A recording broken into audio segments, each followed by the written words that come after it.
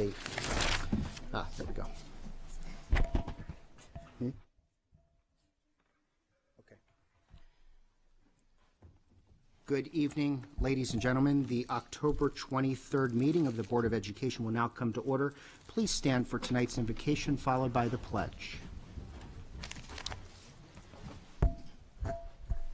O God, we pray to administer that which is just in all educational policies, being ever mindful of your guidance. Stir us to action with love, wisdom, and understanding. I pledge allegiance to the flag of the United States of America and to the republic for which it stands, one nation, under God, indivisible, with liberty and justice for all.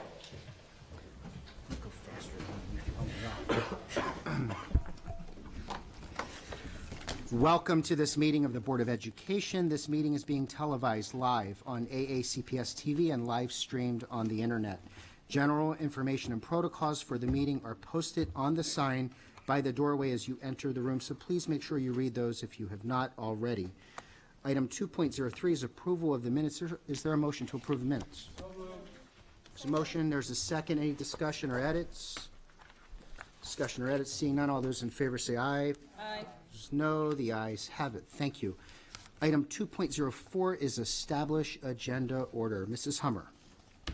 Yes, I move that we add item 2.11, the student member of the board SMOB update, to the agenda. Second. There's a motion and a second. Any discussion on that? Seeing none, all in favor say aye. Aye. Opposed, no. The ayes have it. At this time, would any other board member like to add anything to the agenda that's not currently printed? Seeing none, then the agenda will stand as revised. Item 2.05 is board recognitions, and I know we have two very special recognitions tonight.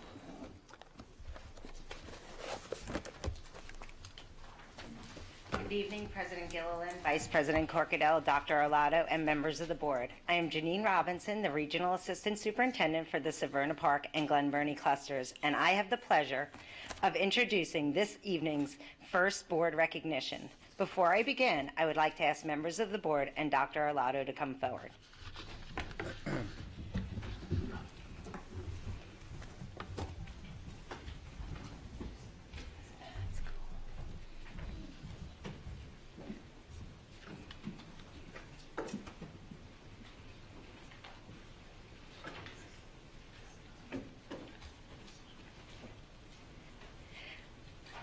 Though most of you probably don't know it, Severn Park is the home of an internationally recognized surfer. Alex Shekels is a sophomore at Severn Park High School and is a competitive surfer, skimboarder, and snowboarder. In fact, he was one of only 4 American skimboarders to compete internationally last month at Dory Beach in Japan on Skim Team USA. Alex didn't just go to Japan, but he took the country by storm like a teenage Godzilla. Along with his fellow team members, he represented the United States in Dory Beach of the Shizuoka Prefecture of Japan and undertook an ambitious schedule of events. Alex entered the competition in 3 divisions: Open, Expert, and Professional. He won first place in the Open and Expert divisions and took second place in the Professional division. The best part about it all, perhaps, is Alex's resourcefulness. When his skimboard broke and his spare one wasn't anyplace nearby, Alex borrowed a board from another contestant. He took that borrowed board and rode the waves to the top title, even though he is the youngest member of Team Skim USA. Alex first tried the sport while on vacation in the Outer Banks of North Carolina. Now he is a big part of the skimboarding community, which is a small but extremely difficult and technical sport that mimics surfing in most ways. Alex describes skimboarding as a combination of surfing, skateboarding, and snowboarding. Competitors start on the beach and run to the waves to catch them instead of paddling and starting on the wave like a surfer would do. A skimboard does not have fins like a surfboard does, making it more maneuverable for doing tricks. When he's on dry land in Severn Park, Alex is an honor roll student who is currently taking all honors and AP classes and is in the Project Lead the Way engineering program at Severn Park High School. He also plays soccer and competes in snowboarding and surfing competitions year-round. Alex's favorite class this school year is AP Environmental Science, and Alex hopes to go into oceanography and marine biology in college while continuing to compete in surfing, snowboarding, and skimboarding. Alex is also the son of ACPS's own Gabby Shekels, a literacy special in the Department of Special Education, and Dan Shekels, teacher specialist for professional growth and development. His brother Eric is a 7th grader at Severn Park Middle School who also surfs, skimboards, and snowboards. As Alex comes forward, please join us in congratulating this very special young man.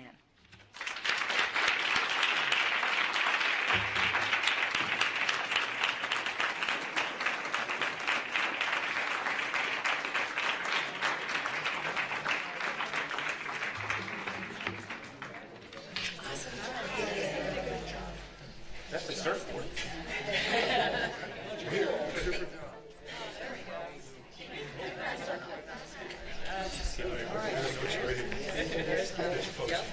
That's the winning. And that's the winning board. Oh my God. I don't know what to do with it.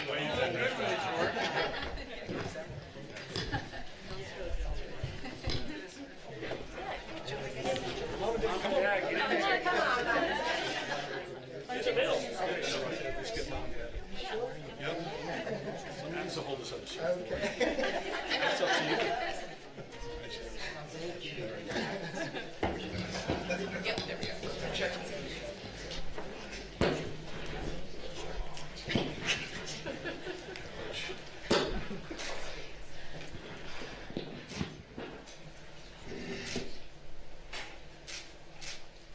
Can we all do a surfing?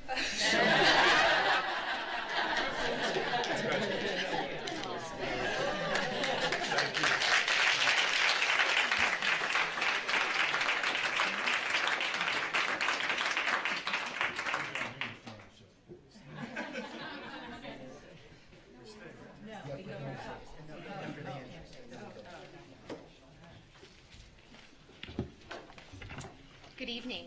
I'm Christiana Walsh, Coordinator of Health, Physical Education, and Dance. With me tonight is Denise Harbaugh from the American Heart Association.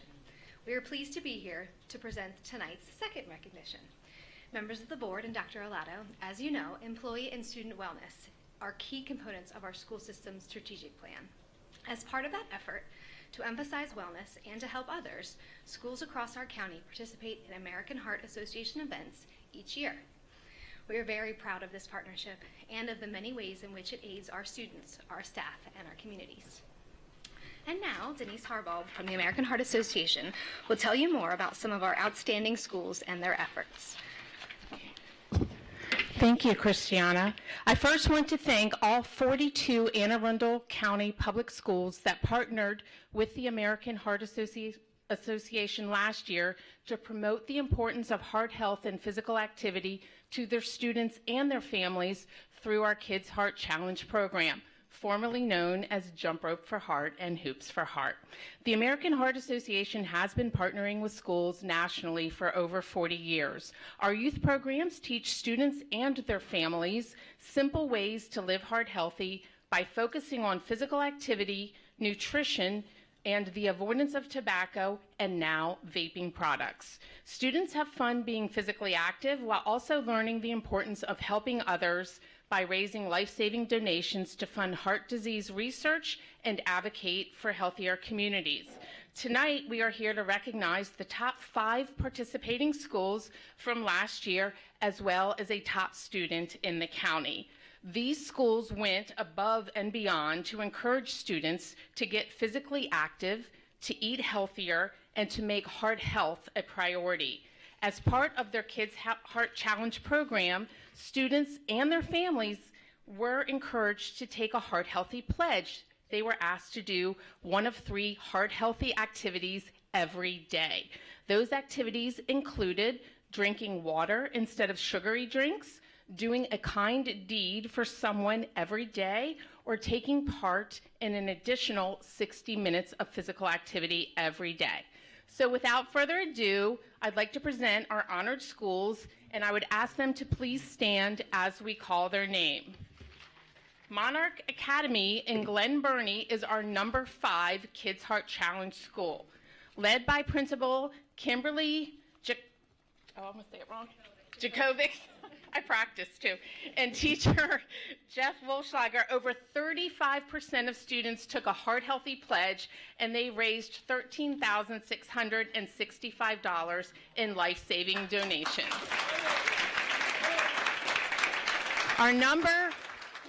Thank you. Our number 4 Kids Heart Challenge school is Lakeshore Elementary, led by Principal Julie Little McVeary and teacher Dave Maka. More than 35% of students took the Heart Healthy Pledge, and they raised $13,785 in life-saving donations. Our number 3 school is Benfield Elementary, led by Principal Deborah Short, who has since retired, and teacher Emily Clark. More than 40% of students took a pledge to be heart healthy, and they raised a little over $18,000 in life-saving donations. Emily? Our number 2 Kids Heart Challenge school for Anne Arundel County and number 10 in the state of Maryland is Bodkin Elementary. Led by Principal Andrea Roche and teacher Michelle Corey, over 50% of the enrollment took a pledge to be heart healthy, and together they raised $24,222 in life-saving donations.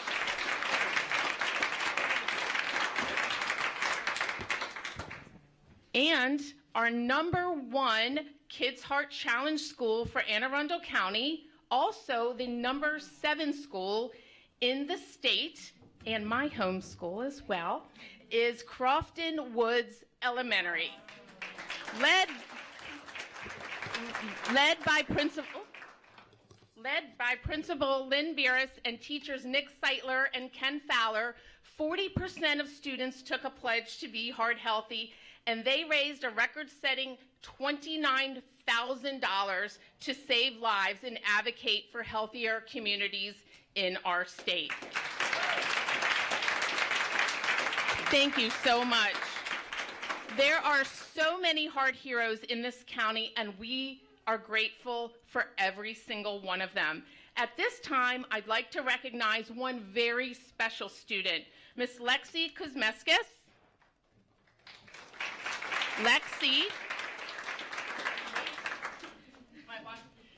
Lexi is in 5th grade and attends Crofton Woods Elementary. She has consistently been the top fundraiser in her school and has saved countless lives in her short time here in the school system.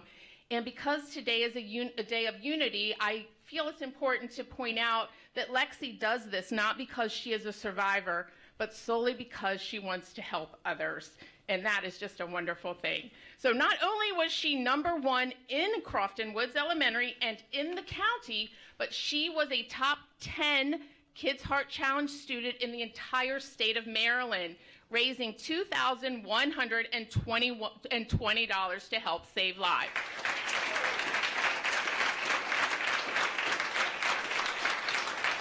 And last, but certainly not least, I would like to thank Anne Arundel County Public Schools for their continued support of our mission to save lives and to advocate for healthier communities. There is no doubt that Anne Arundel County Public Schools has a lot of heart. A valued partner for many years, you are the number 3 school district for the American Heart Association in the state of Maryland and the number 4 school district in the whole Mid-Atlantic region. Thank you. Last year, you raised $246,333 to help save lives. On behalf of the American Heart Association and survivors everywhere, thank you. Please accept my heartfelt thanks. We could not do what we do without your support, and we are very grateful. So obviously, representatives from all of our schools and the Kuzmeskis family are with us tonight. As they come forward, can you please join me in saluting their efforts on behalf of the county?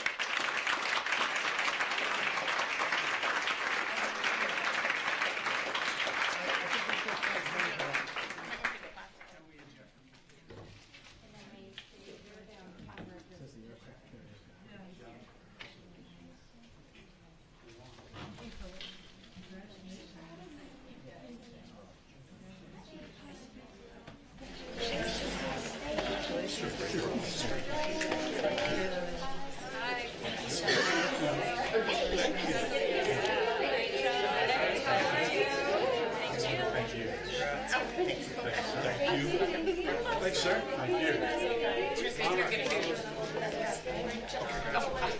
Good job. We're going to take a picture.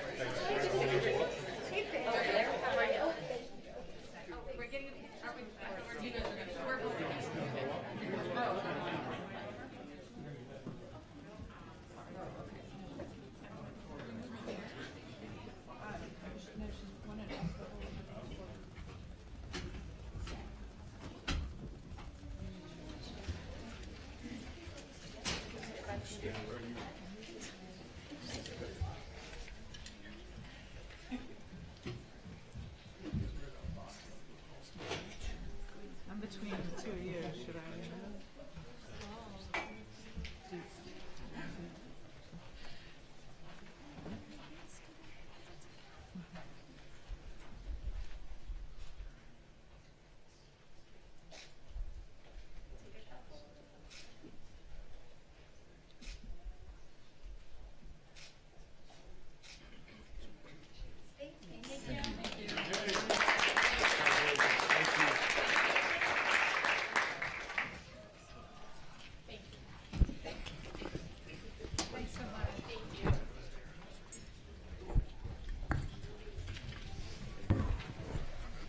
What are we doing now?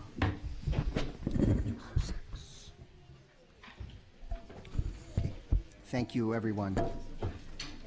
Item 2.06 is school and community highlights. Any board member like to share some? Mrs. Schalheim.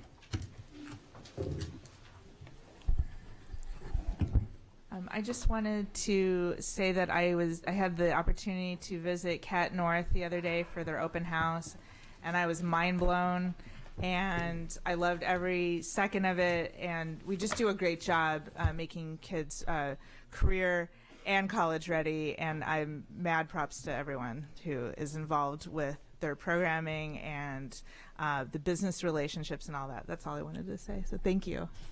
Thank you, Mrs. Schalheim. Mrs. Ellis. I would like to thank Meade High School for inviting several of us out, several legislators out for legislative day at with the government students at Meade High School. We had a panel of Senator Bidel, several delegates, and I was able to be there representing the Board of Education. Had a lot of great questions coming from the government students, and I just want to really thank that whole school for that invitation. Thank you, Mrs. Ellis. Mrs. Hummer. Yes, I want to echo Ms. Schalheim. I thoroughly enjoyed Cat North, and if you have never been to Cat North Open House, you need to go because they have a bake sale that is to die for. It is amazing, the food. We loaded up and took the food home, the baked goods and things from the students. So watch for it next year in the fall and make sure you go to Cat North and get the food.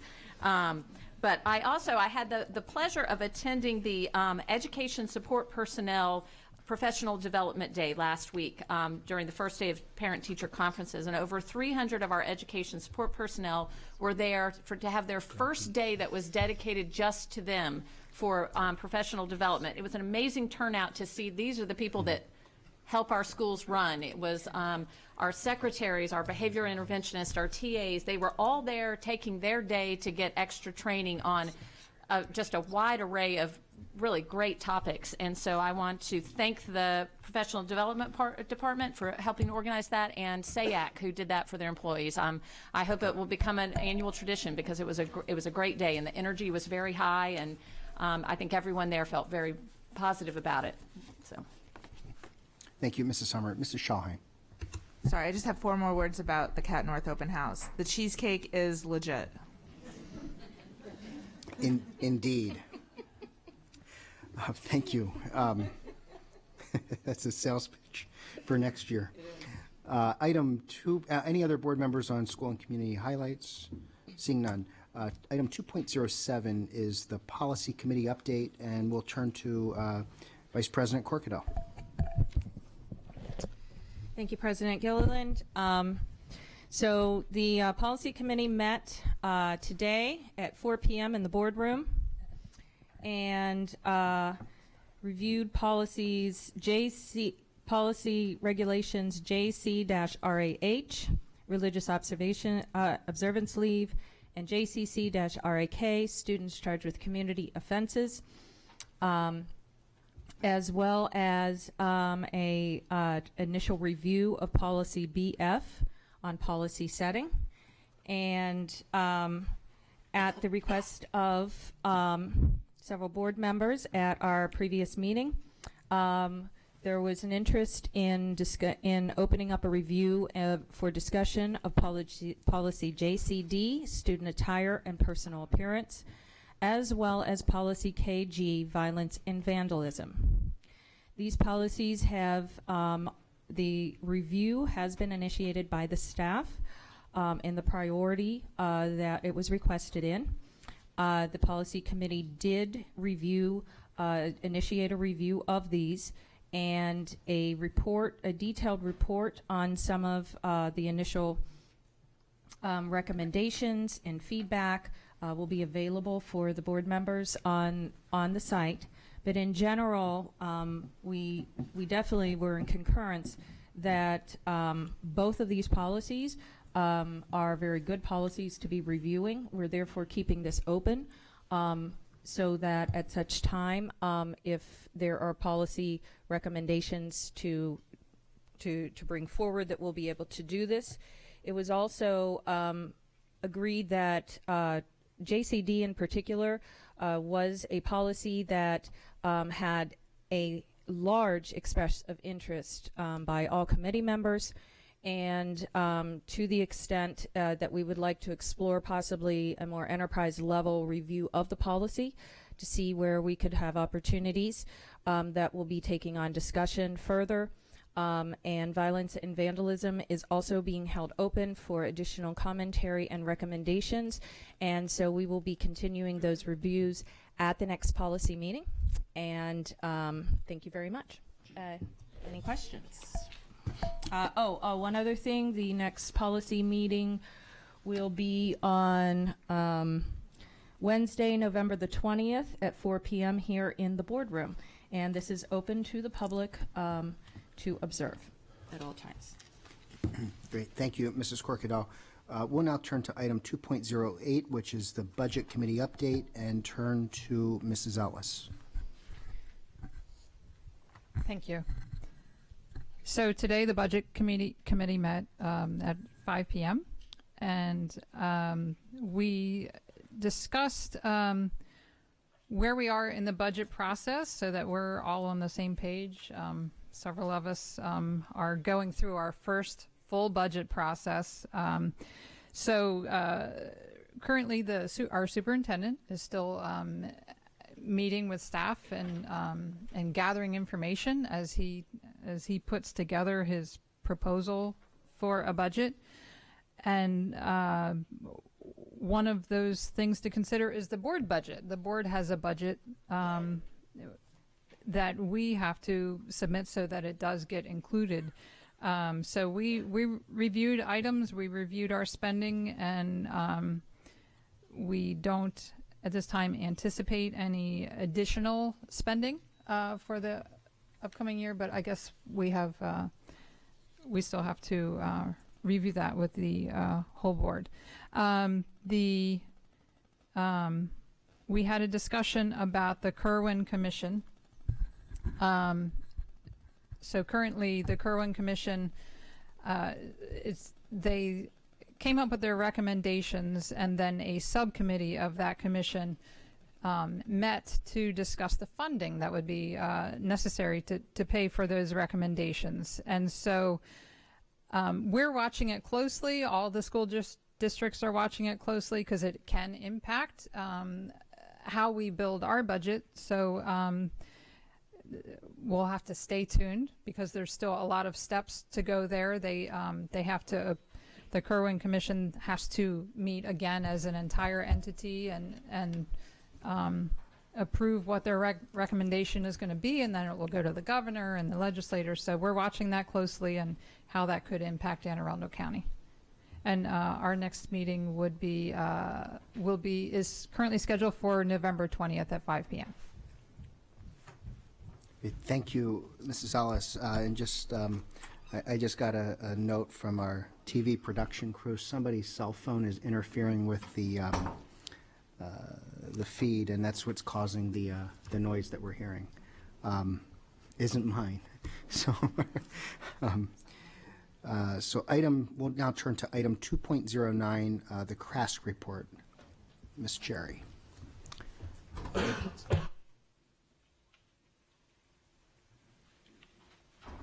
Good evening, President Gilliland, Vice President Corkadell, members of the board, and Dr. Arlotto. Hello, my name is Pariti Cherry, and I'm the CRASC Secretary of Education. Today, as we see in the room, AACPS wore orange to signify unity. CRASC fully supports the ideas of fostering kindness, acceptance, and inclusion. We stand for the elimination of hate and bullying. We are looking forward to our next Project Unity event on December 5th. The official CRASC calendar has been finalized, printed, distributed, and posted on our website. We are excited for the upcoming opportunities scheduled for our student leaders. On October 7th, I represented CRASC and provided a student voice at the first meeting of the joint initiative to eliminate the achievement gap. We discussed the past efforts by the Blue Ribbon Project and how these goals are not easy to achieve or measure. We reviewed comments from the public meeting held on September 23rd, organized the comments into categories, and established subcommittees. On October 15th, our president, Connor Curran, took part in a panel discussion addressing the mental health challenges faced by the LGBTQ youth. The meeting discussed how to effectively support parents during the process of a child coming out and support the mental health needs of members in the community. Our Secretary of Legislation, Amelie Holloman, has finalized and approved the date for Lobbying Day. The event will take place on March 11th, 2020 at the Miller Senate Building. The legislative liaisons will begin contacting senators and delegates to invite them to speak or to simply open their offices to student visitors. We are offering morning and afternoon sessions to accommodate middle and high schools. A special thank you to Senator Pam Beidel for sponsoring our Lobbying Day. Collectively, we have decided to add 3 positions to our executive board and brainstorm duties at our last meeting. The 3 positions include outreach coordinator, mental health liaison, and another middle school co-chair. The job of the outreach coordinator would be to increase awareness and market to underrepresented schools. The mental health liaison would attend mental health events across the county, and finally, the middle school co-chair would be a 4th vote by a middle schooler in decisions made by the executive team. The Middle School Wellness Workshop, our first General Assembly, will be held at November 13th at George Fox Middle School. We have scheduled 2 guest speakers from Pathways on the topics of the dangers of juuling and vaping and social media safety. Officers are planning activities currently for student-led breakout sessions. In closing, CRASC would like to thank the 21st Century Education Foundation for providing us with 5 tickets to the networking breakfast with the superintendent. We appreciate the opportunity to be able to connect with members of the local community and fellow student ambassadors. Thank you, and I appreciate the time to give you an update about what's happening in CRASC. Thank you so much for that. And of course, Mr. Curran, it's always good to see you here as CRASC president. You normally have a jacket on and an American flag lapel pin. And since you're without tonight, if you want to borrow my backup, you certainly can. We'll turn to item 2.10, which is the PTA report. And Ms. Rivera, welcome. Good evening, board members. Good evening, President Gillen. Good evening, Dr. Arlotto. My name is Vanessa Rivera, and I'm the Anne Arundel County Council PTA president. I just wanted to provide you with an update since the last time I was up here.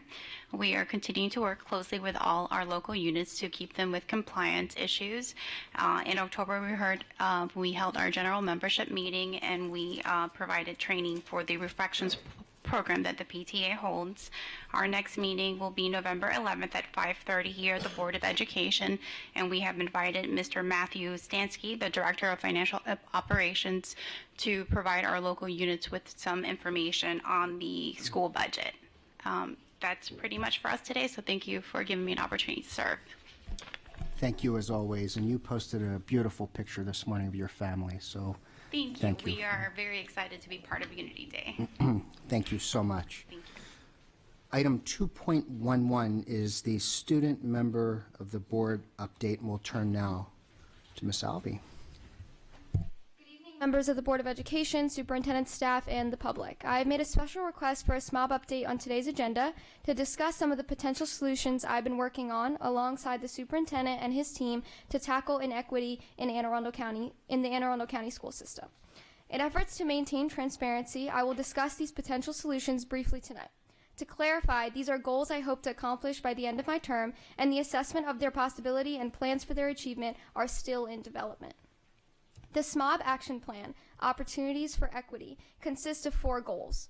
First, the establishment of new regional history courses such as Latin, Asian, and Middle Eastern history to educate our students as global citizens by allowing them to learn about their own ancestors or other cultures. The second, allow high school students more autonomy in their education by introducing a study hall period and encouraging internship periods to increase hands-on learning and opportunities for our students to lead more balanced, healthy lives. Third, increased emphasis for our school counselors to use existing software systems to encourage students of less privileged backgrounds with high academic potential to take advanced placement classes and apply for magnet programs. Finally, the establishment of a specialized program to create a community for high-achieving students of color in our high schools. This program will invite students of color to partake in a group made of other students of similar backgrounds in magnet and advanced placement classes. The idea is to create a support system in which they can receive mentoring from older students, discuss experiences of identity, and understand their capabilities and challenges in the professional world, led by teachers who identify as members of minority communities. Although similar programs exist in many of our high schools, this goal aims to solidify their existence by implementing a consistent structure until our advanced classes are reflective of our school's population, both in literal diversity and thus diversity of thought, which enhances student achievement.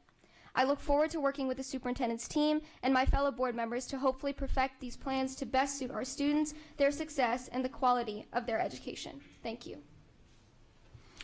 Thank you, Ms. Alvey. We'll now turn to the public comment portion of the meeting. Anyone wishing to speak on an item not on today's agenda may offer testimony during this public comment portion of the meeting.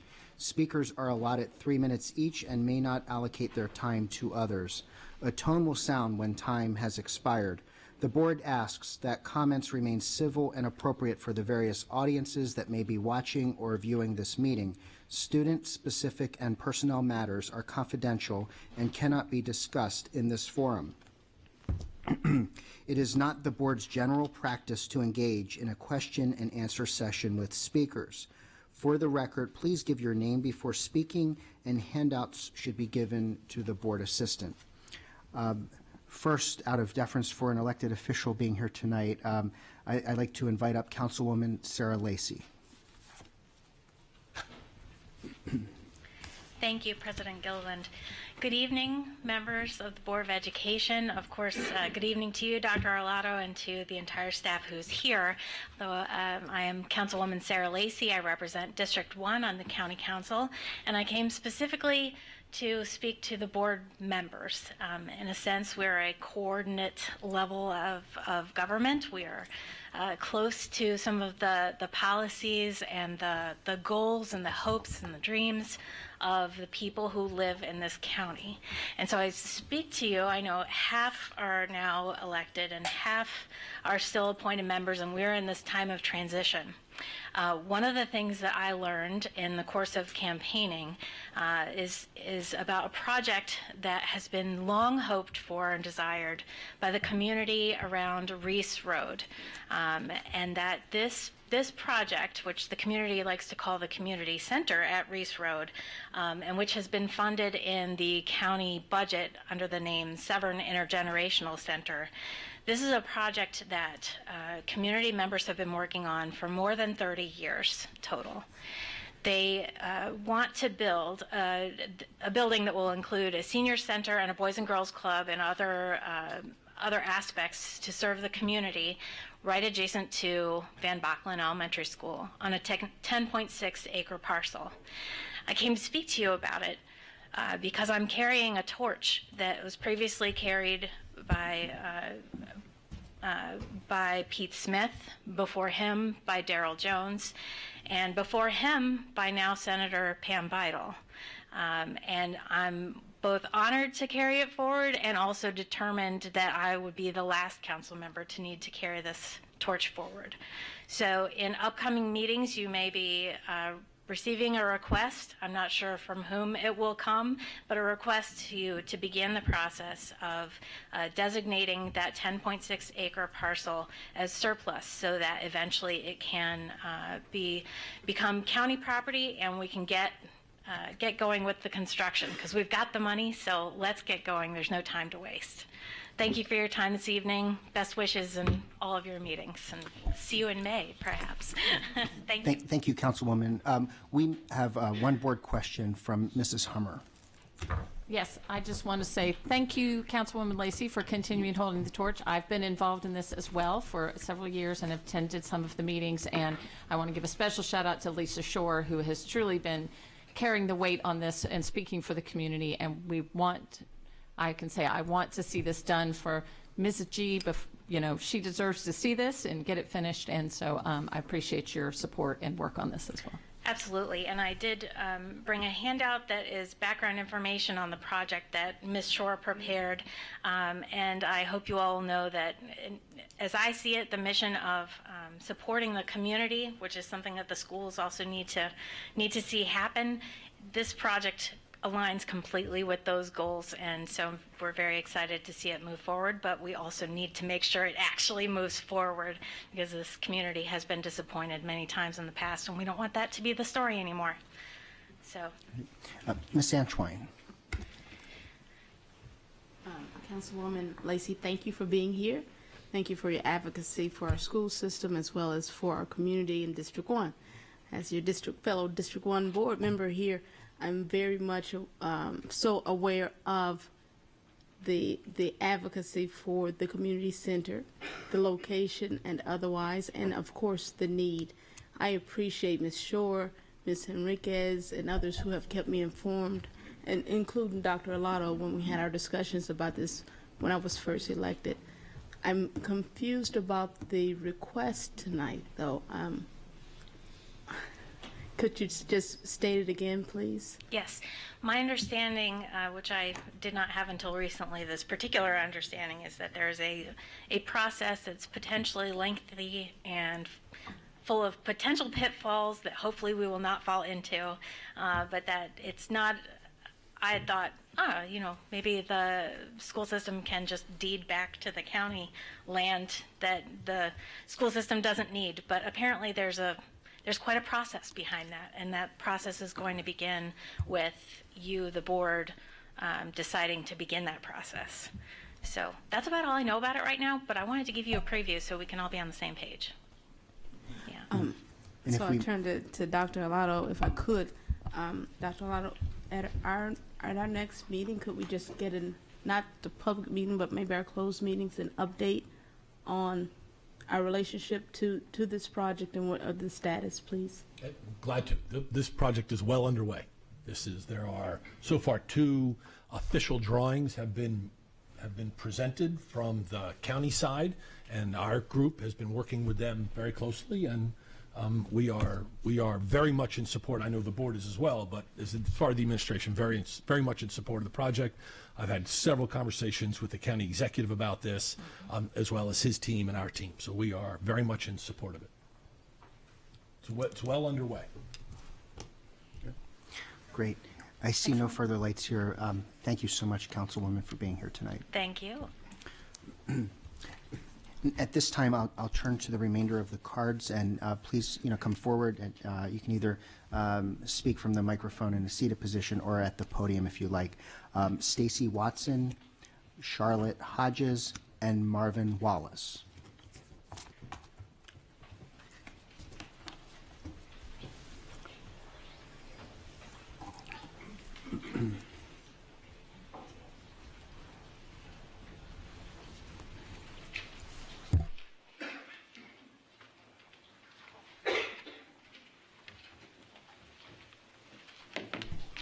None of that.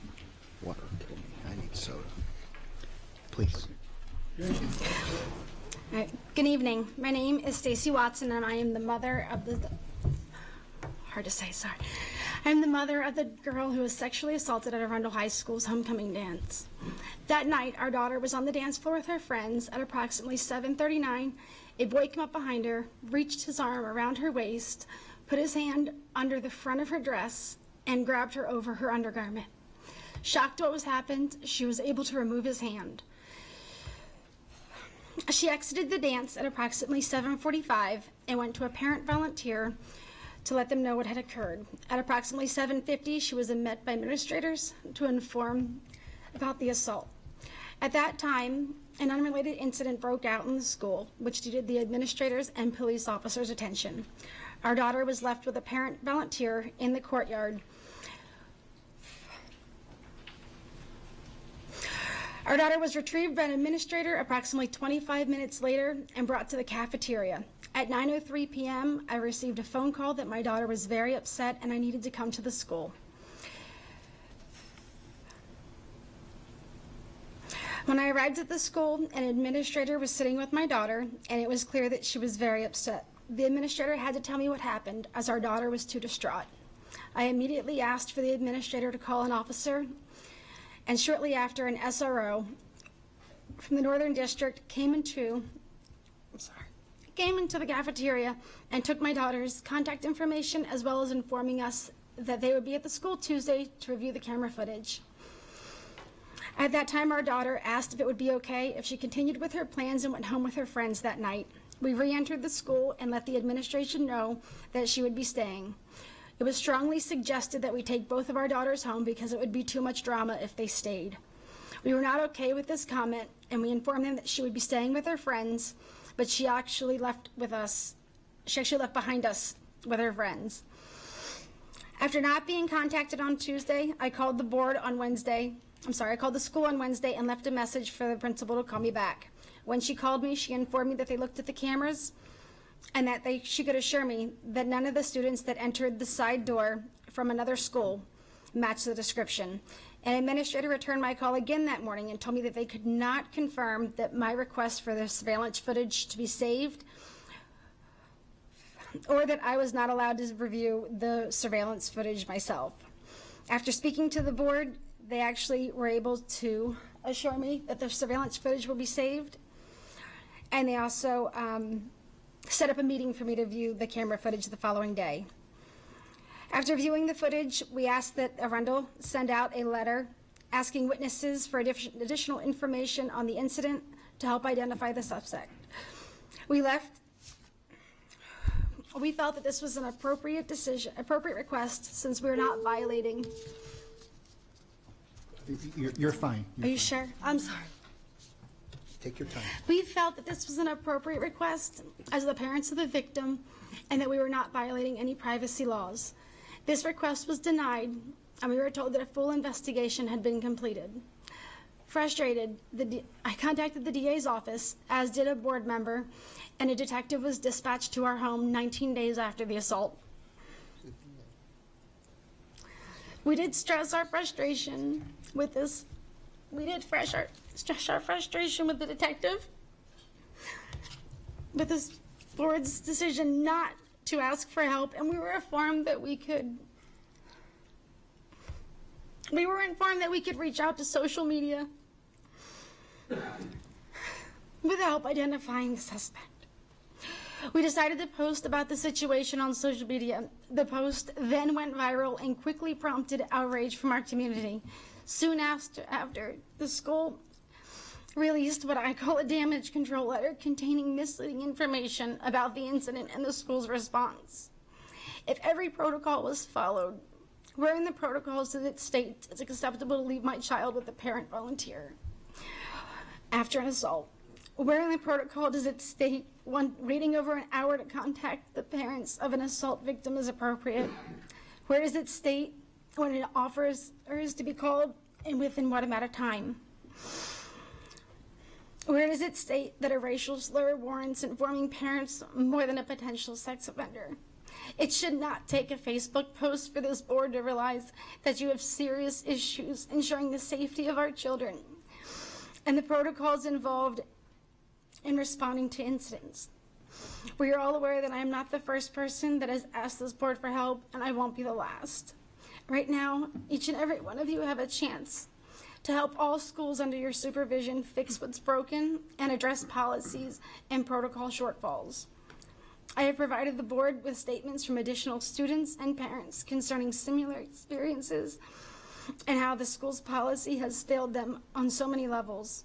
It also includes suggestions from the director of the AACPC on policy and protocol changes that we would like to see implemented.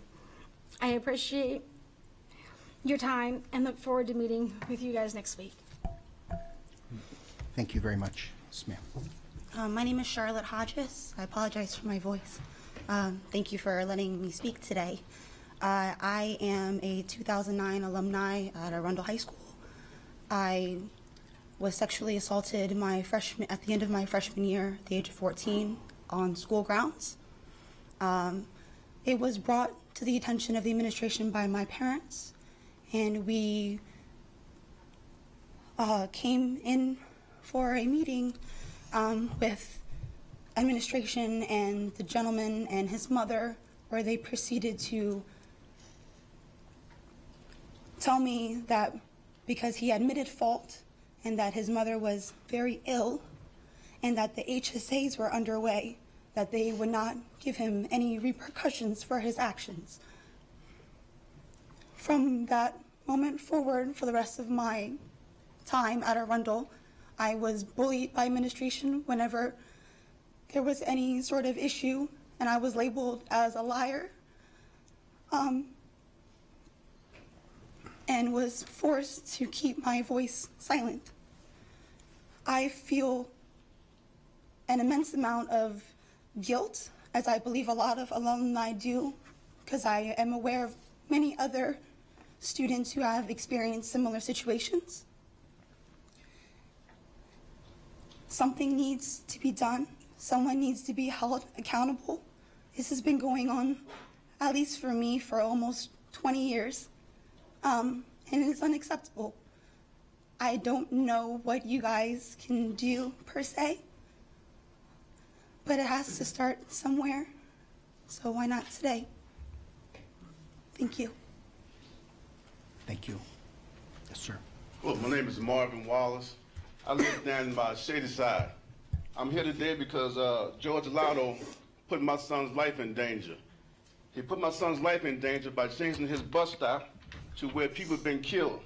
I got some pictures here to show you. People have been killed at this bus stop where he wants my son to catch the bus. I got pictures of accidents that happened where he wants my son to catch the bus. I talked to George Lotto, and he informed me to have my son stand in my front yard. I live down the Shady Side. Here's the little rain we had yesterday. Here's 5 inches of rain sitting in my front yard where he wants my son to stand. So where is he going to stand also when it's snowing outside and the snowplows put snow on the side of the road? I informed George Alado that he also allows the bus to ride right by my son's bus, my house, right by our turn, and picks up the kid at the end of the street. That's a Caucasian kid at the end of the street. I informed George Alado of that. He said that kid, that it's too dangerous for that kid to come down that road and stand on that corner. I said, then why is it okay for my child to stand there? I told you, now what's the difference? Only difference I can see is the color. George Alado hung the phone up on me. Just did you just had something on Facebook about bias, prejudice in favor or against one thing or person compared to one another, usually and considered to be unfair. What you wrote about in the newspaper, you the definition of it by what you're doing to my son. You the bias. Sir. You got my son's life in danger. Sir. You could easily put my, what? I listen. I'm not going to allow. Well, there you go. I told him I was going to speak, and I'm speaking on it. And I'm going to keep speaking on it. George Alado, you need to be out of that seat. Somebody else needs to replace you. Nah, sir. Because you did not stand for the African Americans in this community. Cut the mic. Thank you. We're not going there. Thank you both for being here.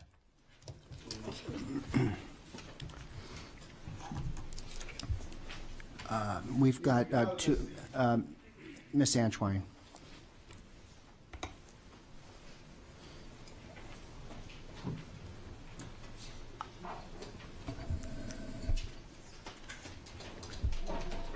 All three testimonies address the safety of our students. Every month, Dr. Lotto and his staff introduces to the public our focus on safety and security of our students. I want to sincerely apologize, and it is so moving as someone who experienced something very similar in high school. I understand, and it's traumatic and it's hurtful, but your testimonies are like catalysts to change, and I invite you guys to continue to be strong. In my world, we pray, and I encourage that you all understand that we will be doing all that we can to ensure change. Thank you. Thank you, Ms. Antoine. Mrs. Ellis.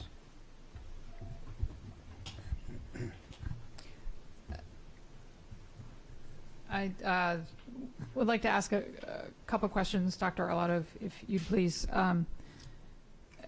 So I do know that a letter went out from the principal indicating protocol was followed in this incident.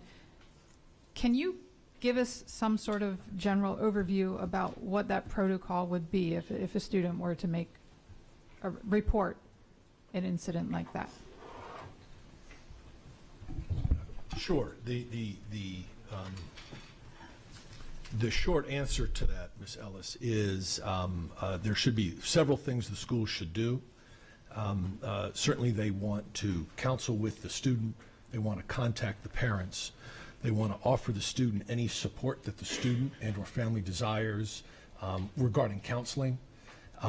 And of course it then has to be reported to the police. What in this case, what has been reported, and in the case of any time it's reported sexual assault, the allegation, that's a crime. So that becomes the responsibility of the police department to follow through because a crime has been committed. And that's the way we divide, where there are rules that are governed or oversought by the school administration, right? Breaking a school code versus, and the reason the SROs are there or other district officers, say at a dance or a football game, is in case laws are broken. And so it would be absolutely, we would want to counsel the child. We'd want to get as much information as they're able to give us at the time. At some point when they're able to, of course a child, and in this case would be very, very upset, as well they should be, to feel as though they've been violated like this. At some point they would be asked to sit down and write a statement, which in this case the student was, give us a statement about what happened, and they got a chance to write a statement out and submit that to the school as part of their evidence of what occurred, and that occurred in this case, as well as any witnesses would be asked to submit statements to the school. But the bottom line would be we would help trying to collect some information, but it would be up to the police to investigate because this is a crime. So the student provided a written statement about? Yes, ma'am. Would that be that evening? Is that when that happened? I believe the statement was given on the next Tuesday. Okay. I don't have a timeline in front of me because the dance was on a Saturday. There was no school on Monday. I believe the student was then sat and interviewed back at school on Tuesday, and I believe that's when a statement, I don't have those in front of me, but yes, statements were then collected over the course of that week as the investigation went on. Right. And I do know that in certain incidents, letters do go out to parents. Can you share why that did not occur until after social media? Yes, ma'am, because this is clearly a very personal event for a student, and our experience is that we don't want to at any time over-identify a student that has been involved in a sexual assault. And so we don't typically put out a letter. The police certainly didn't ask us to put out a letter to solicit more information. about any more information than we had at the time, is my understanding. But no, we don't. In a situation around sexual assault, we want to work with the family, we want to work with the police, we want to work with that child, but we don't typically put out a letter because we don't want to over-identify the student. Okay, so no, I'm sorry. I'm sorry. This, if could making a statement in a, excuse me, in a letter stating a student reported that she was sexually assaulted at homecoming, does that in any way identify the student? Ms. Ellis, I don't know how I'm going to sit here and debate the language of a letter with you. We, at the time, we felt, the principal and we, in consultation with the central office, felt it wasn't prudent at that time to put out a letter to the entire school community. Okay, I'm just speaking as a woman, and I think we all know now, just from the past very recent years about education on this issue. A lot of times something will happen to a woman or a young lady and she doesn't feel comfortable speaking about it. Had a letter gone home and others knew that this happened, I'm wondering if that could have brought further light or shed further light on what could have happened that night. So okay, so I guess you've answered those questions. And one more question. I do know that when we have students and families in distress for a variety of reasons, let's say there's a death in the family or for a variety of reasons, we offer support in any way that we can. In this case, you mentioned that this became a police matter.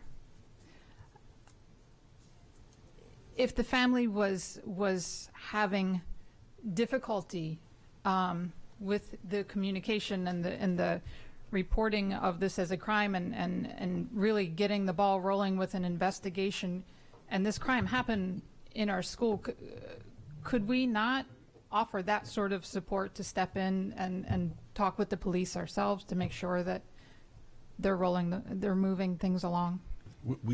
My understanding, we were in communication with the police.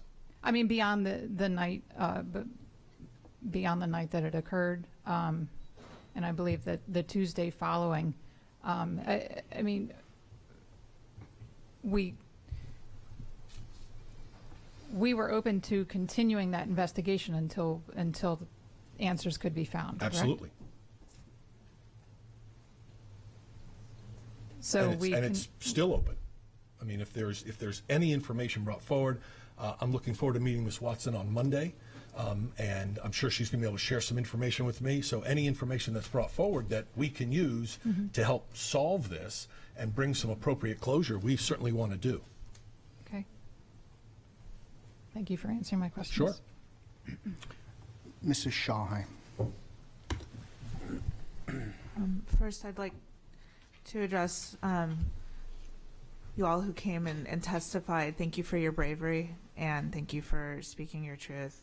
And I know that it's difficult, and me too. So I had one question for Dr. Arlotto. We touched on this a little bit the other day, but in terms of providing supports to this young woman so that she can successfully move forward, have counselors been in contact with her, and are those supports also offered to the immediate family as well? Yes, any and all supports that we have are open to this child, without question. Any child that is involved in circumstance like this, absolutely. Perfect, wonderful. And sorry, one more thing. We go through these incidents, and of course we wish that they never had occurred in the first place, always. But there's always room to learn from our actions in every instance, and I assume that we're picking apart the timeline and seeing what we can do better in the future. I'm hopeful that is that an accurate statement? Absolutely, Wonderful. absolutely. So we are Wonderful. talking to the administrators, putting together a timeline so that I have information when I meet with Ms. Watson on Monday. We are far from perfect, far from perfect. And so I'll look forward to having conversations, and if she has got some information that she can share regarding where we can do better, right? Because I haven't lived the experience, as an example, that she is living as a parent and that her child has lived. So while we have protocols that we follow that have worked in the past, if something hasn't worked in this case, I want to learn from it. So I reached out, and she's agreed to meet Monday morning, and she'll have a chance to share information. By then, I'll have a complete timeline from the school and those that have been involved up to that point. I'm really delighted that you two are meeting. Are those protocols written out? Are they written protocols, like if an incident happens, is general things? Step 1, we do this. Step 2, we do that. Step 2, is it something that's written, or is it? I'm just wondering, because I would love to know. Not written per se with regard to a specific event or occasion, but the principals and assistant principals are trained on, in events, these are the protocols that they go through. Wait, hold up, because I'm really trying to help y'all, okay, all right. So they're trained on what to do if an incident occurs, but there aren't like sort of written standards then. It's just sort of in the abstract, or I'm just trying to understand. Help me understand. I don't know. There are not for investigating a sexual assault, there are not specific standards that are written out that are handed to the administrators. Just maybe when we're learning and growing, I don't know if it would be appropriate to have these things written out. I mean, I'm not the expert on this, but just if we're learning and growing, that maybe that's something that we can consider. Absolutely. Thank you. Mr. Grannon. Yeah, I've just got a couple of questions. Also, this was unclear to me. I'm hoping the answer is clear and unequivocal. But the police were obviously provided unfettered access to this video footage, right? The police have reviewed the video footage, yes. Right. They saw everything that they needed to see. Sure. In the video. I think there was something like 3.5 hours of videotape preserved throughout the school. Okay. Do we know if there was a breach of whatever security is around these events? I don't know of any. Okay. Hold on. I don't know this because my kids are little. I just don't know. What is done, if anything, to record the identities of students who are not students at the school attending the event? There are, if a student at a school wants to bring somebody from outside the school, they have to alert the administration and sign a contract with that person's name. They're bringing somebody from outside the school to that school dance. Yeah, but this is, to me, these are steps to try to, this can't remedy what's happened to your family, but to try to make things better going forward. This is not in any sense a gotcha. That obviously is not working. So, again, I don't know, my kids are little, but if somebody just signs a name on a contract, you're just putting, not you, but we're just putting it incumbent on that student.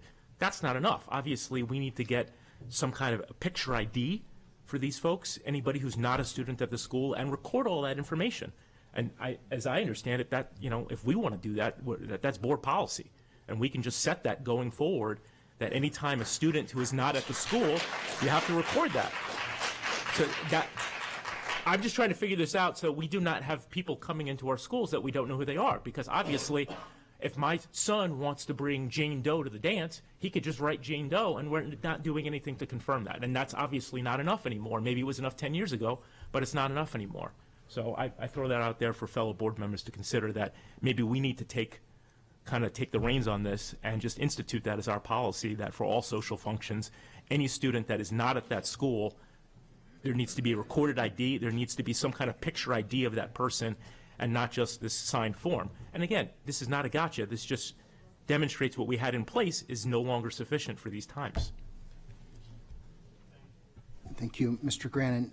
Mrs. Ellis. As a parent with high school students, I know my kid's high school, my son invited his girlfriend, had to get a form filled out. That form had to go to her principal, plus she had to provide a copy of her driver's license, and then that had to be approved by the administration of his school. My understanding is that Arundel High School does not allow outside attendance, so they are not able to bring. Dr. Arlotto, do you know that to be? I don't know. I don't know Arundel's policy. Okay, but we also don't know that the perpetrator is not a student of Arundel High School, correct? We don't know that, right? Right. Correct. So,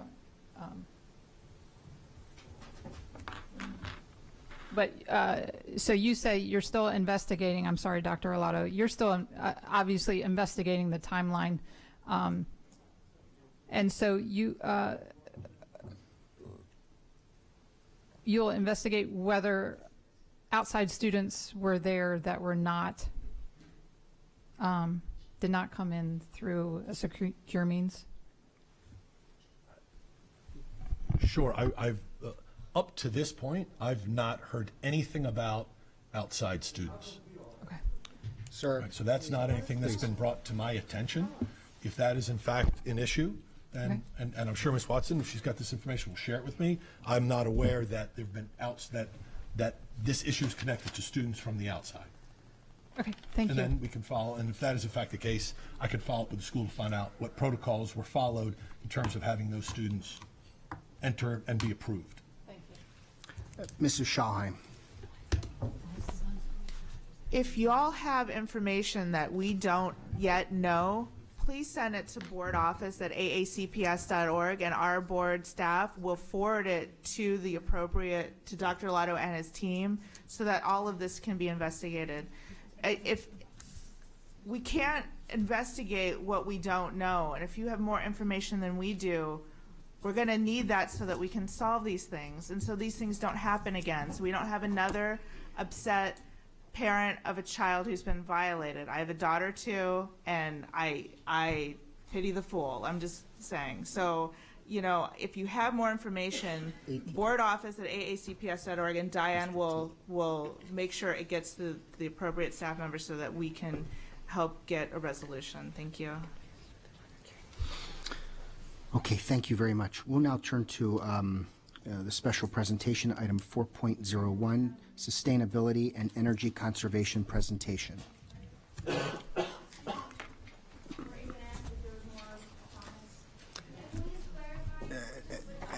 At this point, ma'am, you've got the meeting with Dr. Arlotto on Monday morning. I would invite anything else that you have to say. We can't get it.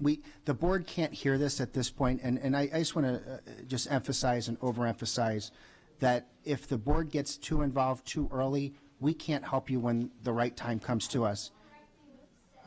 Fair point, but we can't get into that right now. Thank you.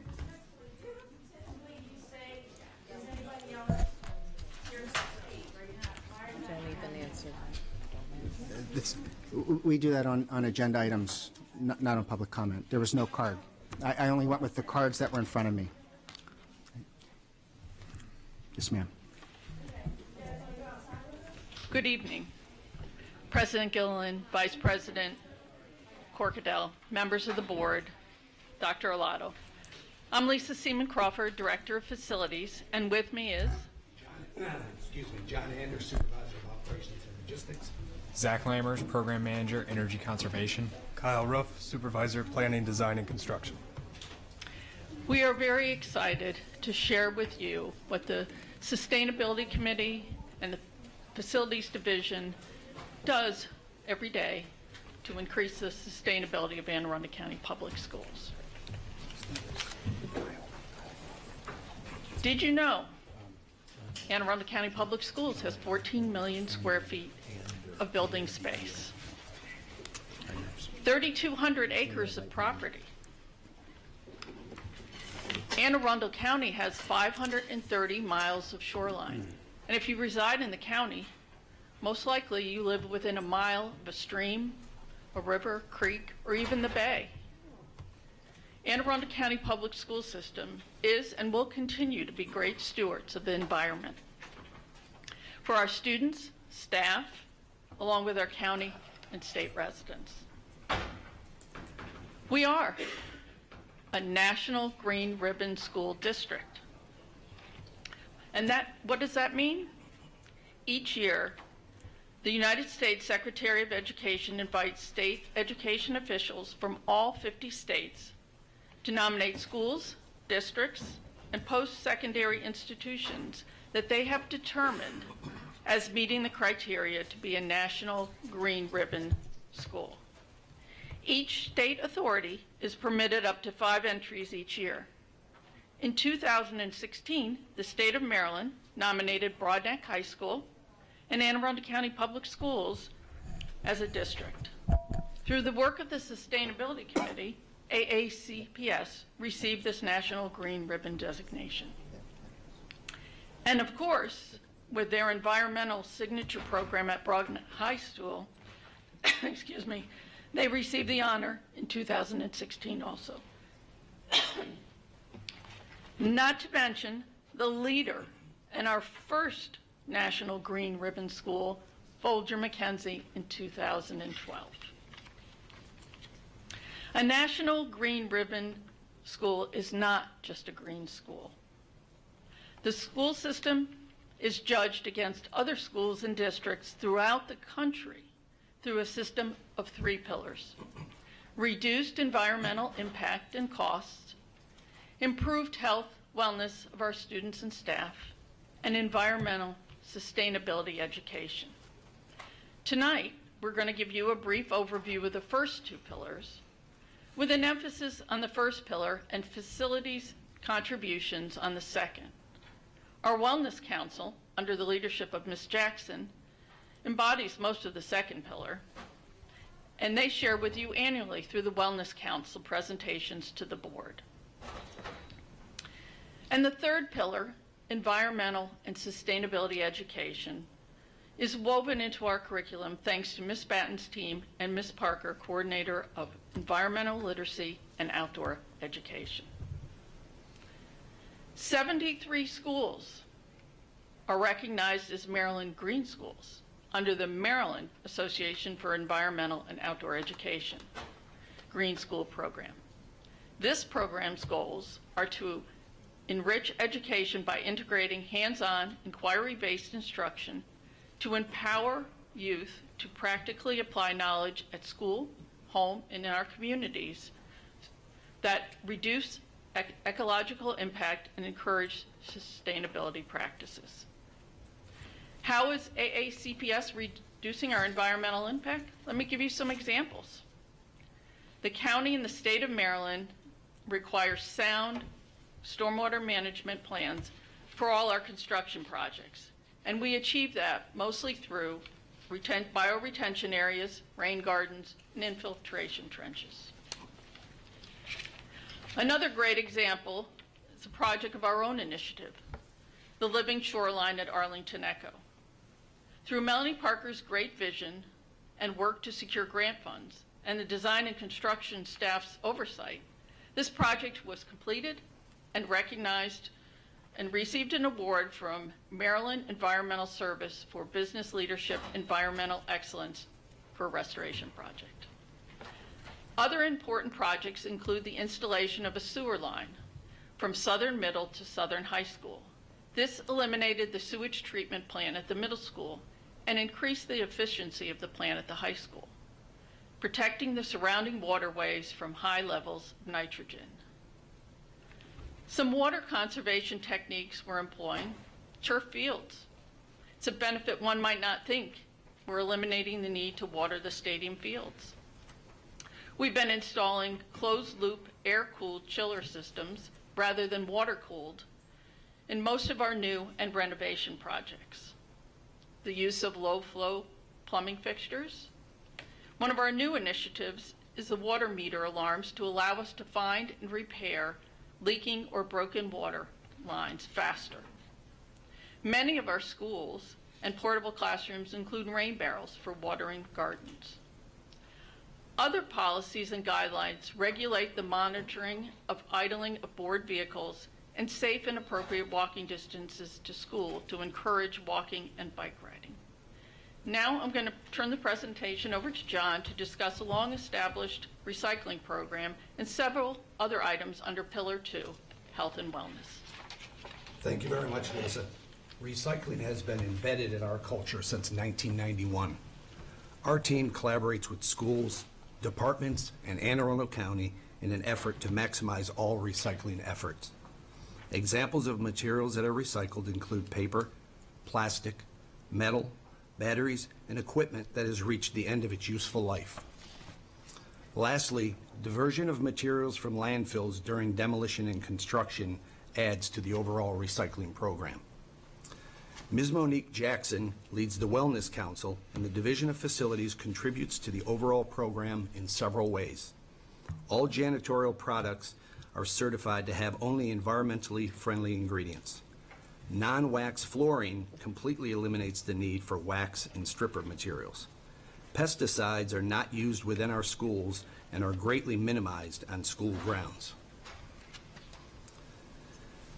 The Energy Conservation Office, also known as ECO, has been part of the fabric of our culture since 2012. The objective of this office is to identify opportunities to conserve energy and resources and to develop projects to achieve this objective. In addition, exploration and adoption of alternative or renewable energy sources is an important goal as well. Lastly, the ECO continuously tracks and audits information to provide advice on the implementation of additional cost energy savings measures. Zach Lammers is now going to discuss in more detail how he and his team of 2 energy engineers are making a huge difference in our energy initiatives. Thank you, John. The Energy Conservation Program's primary focus is on the first pillar of our sustainability policy, reducing environmental impact and cost. And not unlike most other organizations, our facilities contribute the greatest to our environmental impact. Therefore, most of what you'll see today is focused on our facilities and conserving energy and identifying alternative sources of how to power them. The first natural step for an energy conservation program is to baseline and benchmark your facilities, because you cannot improve what you don't measure. Therefore, we initiated that effort in 2012 and have continued it today by recruiting the support of a work-study student who helps us track our monthly energy performance, identify poor performers, address unfavorable trends, and communicate the favorable ones. Under that initiative, AACPS has achieved a 17% reduction as of calendar year 2018, and we are well on our way to achieve the 20% reduction goal by 2024. A combination of fundamental energy management activities such as equipment scheduling and optimization, in addition to major systemic renovations, have contributed the most to our progress. One fundamental energy conservation task, but increasingly important with the growing size of our facilities and subsequent community use, is the scheduling of our heating and cooling. ECO utilizes 3 web-based building automation platforms to proactively schedule heating and cooling for weeknight and weekend activities across the entire district. We globally schedule over 1,000 HVAC zones made up of more than 6,000 occupant spaces throughout our elementary, middle, and high schools. Additionally, AACPS design standards specify strategic zones which permit us to globally isolate air conditioning to occupied areas only. By actively managing our facility air conditioning, we not only lower our energy charges, but we also lower our peak demand and capacity charges as well. Another fundamental energy conservation task we regularly complete includes organizing and reviewing utility invoices for accuracy. ECO organizes, maintains, reviews, and approves payment for over 250 electric and natural gas accounts, 54 fuel oil accounts, 25 propane accounts, and over 200 water accounts on a monthly basis. Under this initiative, we've historically identified BGE errors and requested credits, with the most recent in 2018 worth over $100,000. Additionally, a handful of accounts were identified as being billed for local and state taxes totaling more than $30,000. Reimbursement of these county and state taxes are currently in progress. We take a lot of pride in the utility bill review processes we've developed in-house and ensuring the district avoids extraneous costs. Additionally, AECPS has an agreement with NLX North America to review and analyze real-time energy usage in our 50 largest schools. Through this agreement, we are rewarded for reducing electric load during peak times of grid stress where brownouts or even blackouts could occur in the Mid-Atlantic region. Fortunately, grid stability has vastly improved in recent years, and there have been no emergency events, only test events, which we are still awarded for performance. Through this collaboration, we've generated over $1.5 million in savings since the program's inception in 2011. ECO also utilizes the real-time electric data made possible by our demand response platform in combination with building automation data to identify costly rogue equipment. For example, our software automatically identifies and alerts us of elevated night baseloads or abnormal weekend usages. The energy team will then review building automation data and make site visits as necessary to audit facility operations and provide energy conservation recommendations. For example, the images above depict 7 days of a facility's electric trend before and after the ECO team identified and implemented an operational change. We've used this software to identify and implement HVAC-related measures such as chiller plant enable programming at several schools, leading to more than $370,000 in annual avoided electric costs.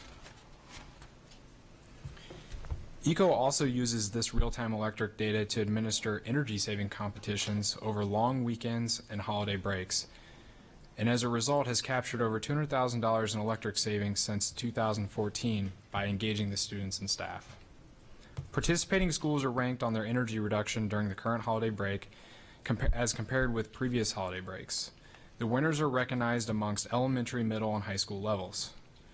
We currently have new challenges on the horizon and will aim to highlight schools who exhibit the best night and weekend baseload management outside of the currently reviewed long weekend and holiday breaks.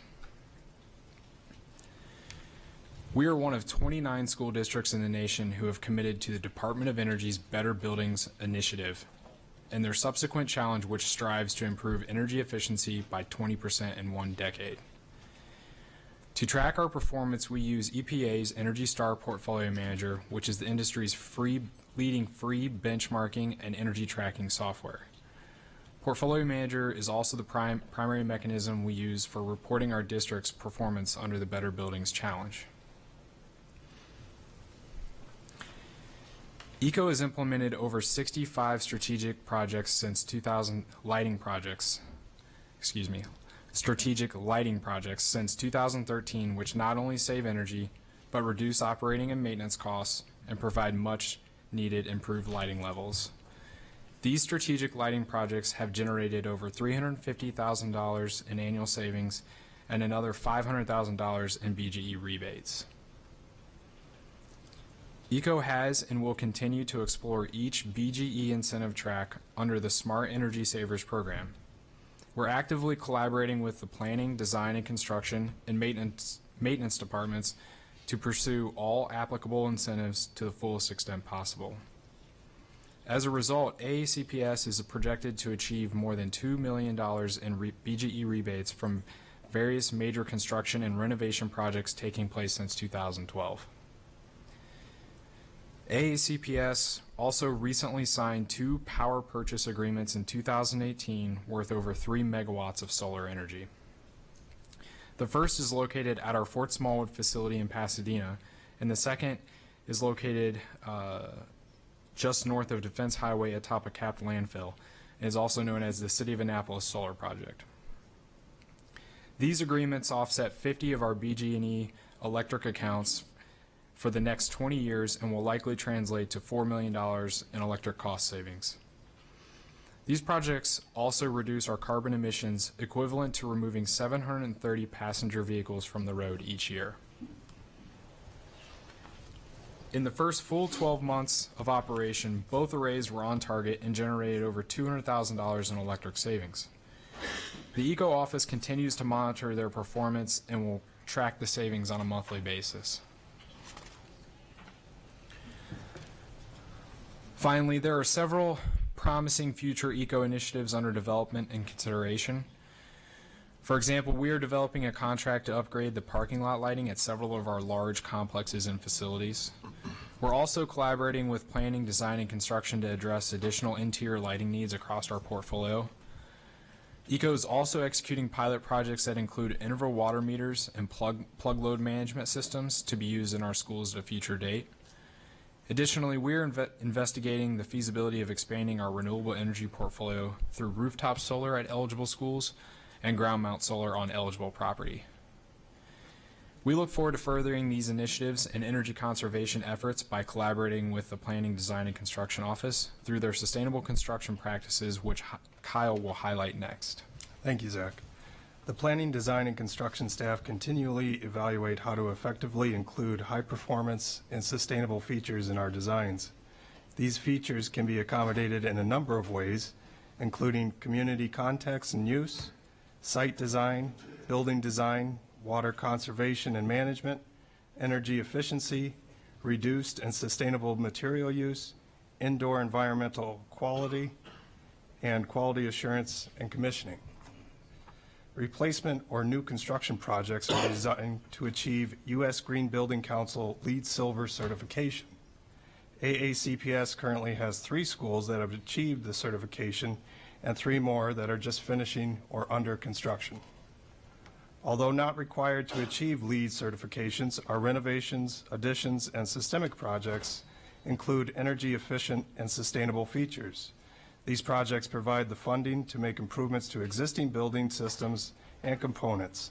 Such improvements include upgrading windows, plumbing fixtures, lighting, HVAC, roofs, and building automation systems that meet or exceed current building standards. And with that, we will take any questions that you have. Thank you so much for such a wonderful presentation, a very thorough presentation. And I know this took a lot of time to come together after the initial request came in. We've got a couple of board questions, but first I just want to ask Mr. Ander. Yes, sir. I know we were supposed to be twins tonight, but you got your suit from the same company I got my suit from. And it's funnier than my suit, right? So, would you be willing to say what the label on the inside of the collar says? well, if I let Lisa read it, since You look ugly today. I know, I was going to say it's not very kind. A little more positive, Mr. Kerwin. Thank you so much. Mrs. Schalheim. How I follow that, I have no idea. Firstly, thank you for this presentation. You know I'm all about this, and I requested this, and this is a lot of fabulous information to the point where I've filled up my page, and I'm now going to ask that I get the slide deck, if that's possible. Thank you for that. I have some questions specific to roofs and solar arrays on rooftops.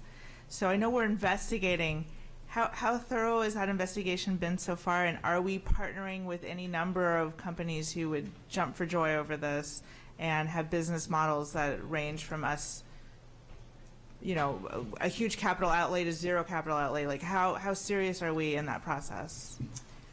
We are looking at Old Mill West as a possibility. We're setting it up so that it could hold the load of rooftop solar units if we choose to go that way. And as with the other ones, they're PPA, which is a power purchase agreement, so there is no upfront cost. Yeah. That it's only a benefit. So we would look into that, but it really, we have to make sure it is absolutely worth it. The other two are very good deals. We're really, you know, as the times change, we have to keep investigating to see if we can get our return out in the 20 years or 30 years we sign up for. Sure. I mean, where I said, I don't understand how it wouldn't be really a fabulous investment, because a lot of other school systems around the country have done this, and I know that our cost per kilowatt hour here is lower than other parts of the country, some other parts of the country. But how is it not a win-win, especially when there's a zero capital outlay on our part? I've heard other districts, saving 5-10%. I know our power and light bill annually is north of $18 million. So help me understand, where I know we're considering it for Old Mill West, but that's the project down the line. What about for our two? I was going to ask you later, but our two kindergarten additions. Have we thought about making the roofs okay to do solar panels on them, offset those buildings potentially? We haven't on the smaller projects just because the payback years is just, the payback is not that great. We would rather do it on bigger facilities like a high school, and then look at ground mounted in locations where we would know that we wouldn't be building. Okay. And so when you're not just looking at then at some school districts have done, covered parking with solar panels. I know that some of the school districts that this happens on don't have snow, but have you thought about those sorts of opportunities too, or the roof tiles that are actually solar panels? The other sorts of means to get to the savings. We have a monthly meeting, and we go through and discuss what's out there, what's new. We've talked about canopy parking, and worked with maintenance. How would that affect our snow removal, because we do get snow here? And so we just continue to investigate it, making sure we get to the point where there are net zero schools out there. Montgomery County has many solar arrays. We've spoken to them. We visited the schools. We're doing our research too, so that we can bring it to Anne Arundel County. Very, very happy. I'm particularly delighted by the savings you all have achieved over time, the 17%, and then on track for the 20%. That's amazing, especially when we consider the magnitude of what we do here in the county. In terms of geothermal, is that in y'all's mind a more proven technology? You're still trying to weigh the payback of the solar and its various forms. What are you finding in terms of payback for geothermal? Geothermal, we actually did Piney Orchard in 2000. That was the first one that was done. So we've been following it all along, and it's just one of the options that our mechanical engineers look for every one of our renovation projects. And the soil, the locations of the pits and things like that, just making sure that it will work with the site we have. So we evaluate that with every one of our projects. Perfect. And you were mentioning HVAC, and in one of our last, when we had the ream of paper and the design, which I read all of it, it mentioned economizers. Can we make use of economizers over in more of our HVAC units in this climate with the humidity? Are we still able to get the savings utilizing the sort of the free air conditioning in the I'll morning? pass it down the road. Zach? Yeah, I can take that. We definitely utilize free cooling, economization as much as possible, but in this part of the climate, there are times when high humidity precludes us from doing that. So there's building automation systems that look at humidity in addition to outdoor temperature and determine whether free cooling is appropriate or not. Cool. I'm trying to think if I have others. Oh, yes. With regard to the cooling zones and the heating zones, and how often are the thermostats in the zones checked for accuracy? Because I know that the information is sent to then up the heat or the air as appropriate, but that's all contingent upon a working thermostat. Is that part of to help achieve the maximum savings possible? Are we making sure that all of those are in good working order on a regular basis? We do. We try to. We don't check every one. It just is too time consuming. But if we have a report of a school that's either cool or hot and we're getting different temperatures at our Fort Smallwood facility than they're actually reading at the school, that gives us the insight. So. Okay, great. Well, I'm delighted by this, and I thank you for doing this, and thanks for keeping us going forward in the know of progress, because I definitely want to hear it, and I'm just really grateful for all that you do to help save money and save the planet, and thank you so much. Thank you, Mrs. Schallheim. We'll turn to Mrs. Ellis. Thank you. Just 2 quick questions, and thank you for a wonderful presentation. Just following on, I was listening to the discussion on solar on the roof, and I'm not familiar with the technology and how it works, but based on what you were saying, are you saying that as we build a school, would there be additional construction costs that go into creating a roof to be able to support? There is, but it's minimal when you're building a facility. I was just curious. And then, so are we recycling in all of our schools? I'll pass I'm talking about in terms of plastic paper, the everyday item, So the recycling program is ever evolving, so we are engaging with all of our schools on a regular basis to try to do the best we can with recycling. There's challenges that are always presented to us in that regard, but we're continuing to educate our students, to educate our staff when they're taking care of our recycling system or our program out there. So yes, we are continuing to recycle to the best of our abilities. The best of our ability. So is the problem people recycling improperly? Is that what I'm trying to understand what the challenges would be? Yes, I mean, there's times when people are not recycling properly, and then to separate that material is almost impossible to do once it's been soiled, if you will, contaminated. I've had people inside of a couple of our high schools recently tell me they just don't recycle. I'm unaware of that, and if I could be told what schools those were, I'd be happy to follow up on that to address that. I'd be happy to share that with you. Sure. That's the reason I asked the question. Absolutely. Because you might think things are going on that maybe they aren't. I don't know what kind of oversight there is on that. So that's what drove the question. Mm-hmm. Sure. Okay, so there is an attempt at all the schools, and it's sure. just making sure they're okay. Right. Thank Absolutely. you. Mm-hmm. You're welcome. Thank you, Mrs. Ellis. We'll turn to Ms. Alvey. Just a point of clarification when it comes to recycling, speaking from the high school perspective, it's about educating students on what can and cannot be recycled. So there are recycling bins in every classroom. There are bins specifically for paper in every classroom. But some type of plastics cannot be recycled and have to be thrown away. So our teachers are definitely educating us about that, but sometimes just like you don't want to think about like, oh, which box does my lunch go in. That being said, there is a heavy emphasis on it, and we've had advisory lessons on it. So it is something that's being told. Thank you, Ms. Alvey. Mrs. Corkadell. Thank you guys for a great presentation. I wanted to go back in time closer to the beginning, where we were discussing the living shoreline at Arlington Echo, one of my favorite projects. And I was just kind of wondering, community associations and similar organizations are eligible for certain grants through MDE on living shorelines. Are we eligible to engage in some of those projects or with CBF and? Well, we did receive a grant for that project. We did, great. Yes. Okay.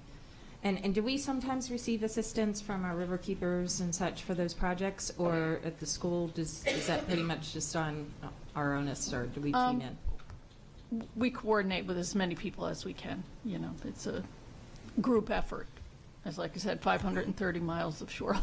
Oh, yeah. My community does these very same things, and so that's why I was just making sure that the state's opening up the opportunity for us to benefit from those grants. Right, and we work with the county individuals too, and they're part of our sustainability committee also. So. Thank you. Thank you. Mr. Lai. Thanks for a great presentation and all your hard work in support of our schools and our students. The pressing question I have is a little more off on this. Where's operations and maintenance play their annual softball game, since you have solar fields out there now? Oh, that was retired a long time ago. Oh, that was always a great event at the end of the year. It was.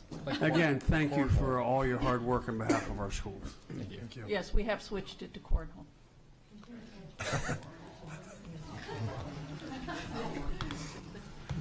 Thank you. I see no further questions at this point. I'll turn to public comment if there's any public comment on this presentation. Seeing none, thank you all so much. You're very welcome. Thank you.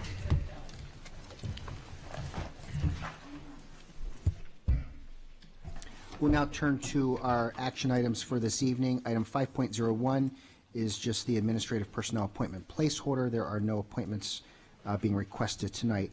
Item 5.02, Sunset Elementary School Kindergarten Addition Design Development. This is an action item. Dr. Arlotto, can we have your recommendation, please? Yes, sir. I recommend board approval of the Sunset Elementary School Kindergarten Addition Design Development.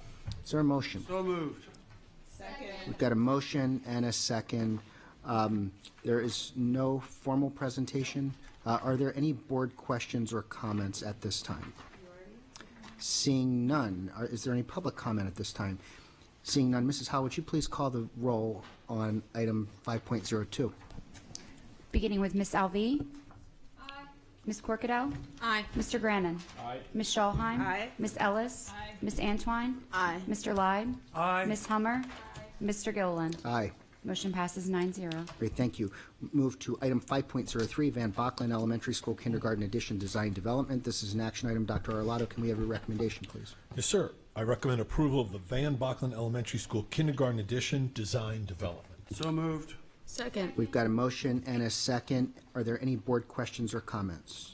Seeing none, any public comment? Seeing none, Mrs. Howell, would you please call the roll? Miss Alvey. Aye. Ms. Corkadell. Aye. Mr. Grannon. Aye. Ms. Schallheim. Aye. Miss Ellis. Aye. Ms. Antwine. Aye. Mr. Lyde.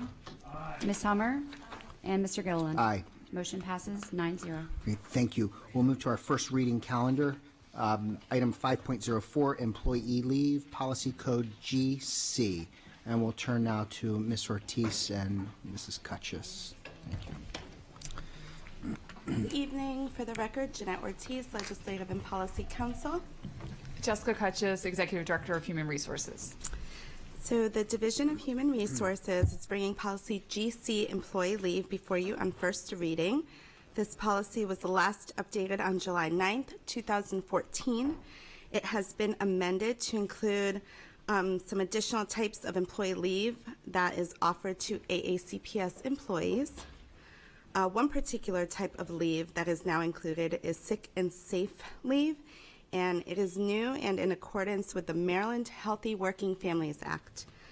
Regulations GCRAA, Annual Personal Business Leave, and GCRAB, sick leave, were also updated in accordance with the new law.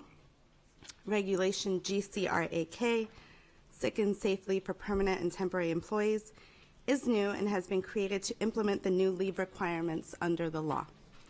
This policy and the regulations will be on our website for a 30-day public comment period. We are happy to answer any questions you may have.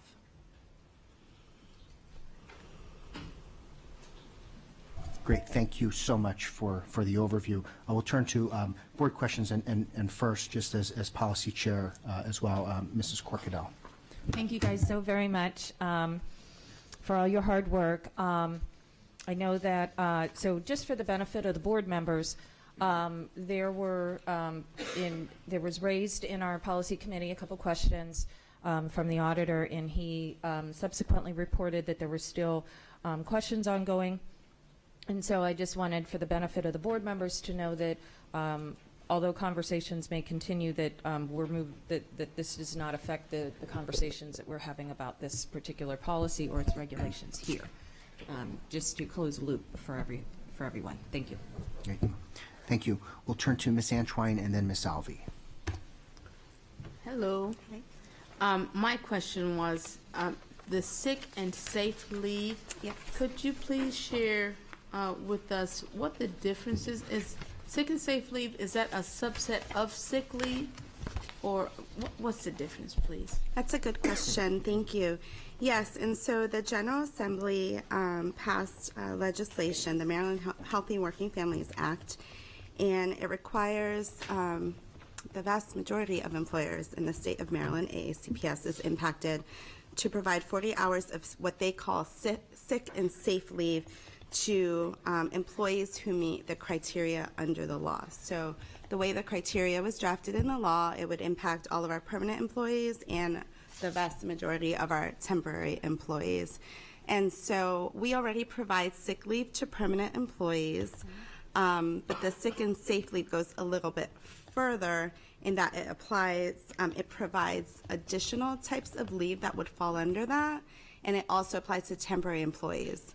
Before this law, there was no, sick leave or safe leave that could be, that was provided to temporary employees. And so the regulation kind of breaks down the different types of sick and safe leave. One thing I just want to point out is that the 40 hours for permanent employees, it's not in addition to what we currently earn. It's just part of what our current sick leave is. Okay. And so one thing I can point out is the sick and safe leave provides leave for, if you go to page 3 of 4, it says use of sick and safe leave, and it talks about physical or mental illness or injury, right? And so that's already covered for permanent employees. But if you go down to domestic violence, sexual assault, or stalking, like permanent employees can use sick leave or annual leave for that. But it goes a little bit further in that it would allow someone to use it for an employee's family member dealing with these issues. And so that currently is not covered under our sick leave. And so a permanent employee can opt to use up to the 40 hours under that sick and safe leave, basically marking it as such. And then a temporary employee, again, because sick leave was not previously provided, has this now, if it falls under the requisite conditions pursuant to the law. Yes, ma'am. Thank you. So then this amount of leave, each employee that qualifies under they get automatically 40 hours of sick and safe leave. They don't have to accrue that leave over time. That's a great question. So they accrue the sick and safe leave up to the 40 hours. Okay, yes. Understood. Thank you very much. Thank you, Ms. Antwine. Ms. Alvey. Pardon me if I missed this, but I remember in policy committee we were discussing something along the lines of state legislation that was causing an issue for our substitutes being paid when they shouldn't be, or something of that sort. Do we have to wait for the legislature to fix that in order for us to put that in this kind of a policy? Yes. And so this law and this regulation, so the vast majority of our substitute teachers meet the minimum requirements set under the law. And so essentially we could have a substitute teacher that's earned sick and safe leave call out sick, and then we'd have to get another substitute teacher to cover the initial substitute. And so we would be paying money out for 3 individuals for 1 position. And so that was a concern when the law initially passed. Long-term temporary employees, is a different matter, but we had concerns particularly with substitute teachers. The General Assembly seemed to think that the law applied to substitutes.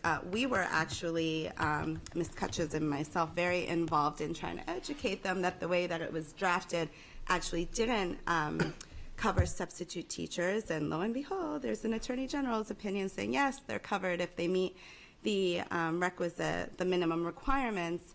And so we've been working with the General Assembly and trying to address this matter because, having to pay 3 individuals for 1 position is not exactly the most fiscally prudent thing that we can be doing. And so while we recognize that individuals, may need sick leave, the issue is that the way the law defined temporary employee absolutely applies to how we schedule substitute teachers. However, they did not specifically, explicitly include substitute teachers. They provided exemptions for other industries and not boards of education and school systems. So we're still working on it because I'm sure Ms. Kutches can tell us how it's been a lot of work to implement and track and also costly. Great, thank you. I see no further board lights. Is there any public comment on this tonight? Seeing none. So we'll be back in 30 days plus. Yep, in the meeting following the 30-day public comment period. Thank you, so Ms. it'll be Ortiz. posted tomorrow. Yes. Excellent. Thank Great, you, Ms. thank Ortiz, you. Ms. Cutchess. Okay, we'll now turn to item 5.05, first quarter operating budget fund transfer for FY 2020. This is an action item. Dr. Arlotto, can we have your recommendation, please? Yes, sir. I recommend board approval of the first quarter operating budget fund transfer for FY 2020. Is there a motion? We've got a motion and a second, and then there is a brief presentation on this. We'll turn to Mr. Shaknovich and Mr. Stansky. Welcome. Thank you and good evening. For the record, Alex Shaknovich, Chief Operating Officer. Matt Stansky, Director of Financial Operations. And thank you for the pleasure of presenting item 5.05 to your attention. It is an action item this evening regarding the first quarter operating budget fund transfer for 2020.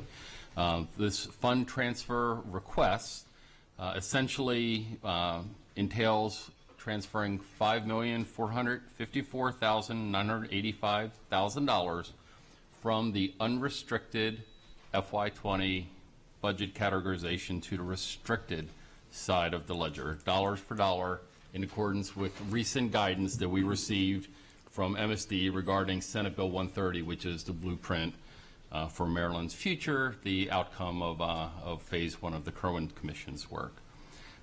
This guidance has been issued to all 24 jurisdictions, so all 24 of us have to come into conformance with this accounting adjustment. There is no change in appropriation. There's no change in state category totals or state category categorization. Therefore, it's really just a bookkeeping or accounting depiction, an adjustment of that. The timeline, I guess this is unique. I've never been part of a first quarter budget transfer, so this is new for me as well. But as you know, the superintendent brings his budget forward in December. It goes to the board. It concludes in February. It goes to the county executive in March. Goes to the county council in May. The county council has to conclude their work in June.